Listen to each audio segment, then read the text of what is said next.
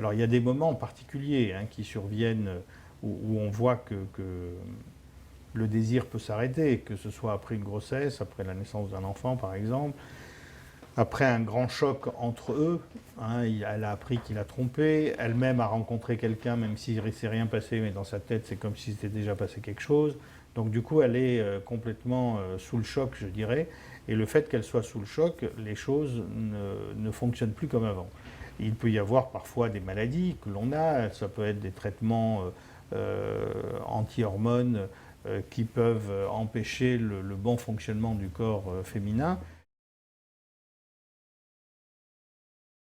Alors, si une femme a une baisse de désir ponctuelle, depuis, on va dire, quelques jours, voire même quelques semaines, la plupart du temps, c'est pas dramatique, mais si elle voit que c'est un arrêt total, voire une insupportabilité du moindre contact sexuel, bien sûr qu'il faut qu'elle se fasse aider. Et idéalement, ça serait bien de consulter un médecin ou un gynéco, en tout cas, qui connaissent ce genre de choses, quoi.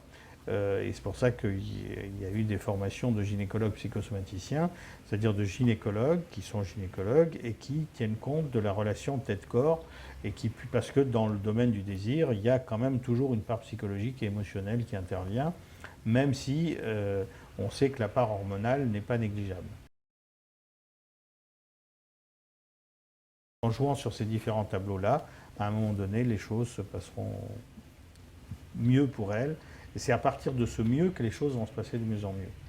Et quand je dis mieux, c'est pour éviter, parce que les femmes qui sont dans cette situation-là, souvent elles sont dans le tout ou rien, elles veulent retrouver ce qu'elles avaient. Comme s'il suffisait du claquer du doigt ou d'appuyer sur le bon bouton ou la bonne pensée pour que tout d'un coup tout rentre dans l'ordre. C'est plus proche d'une réadaptation que d'un traitement d'une maladie. Ce n'est pas une maladie que l'on traite, c'est une fonction qu'on veut modifier et que l'on va modifier au fur et à mesure.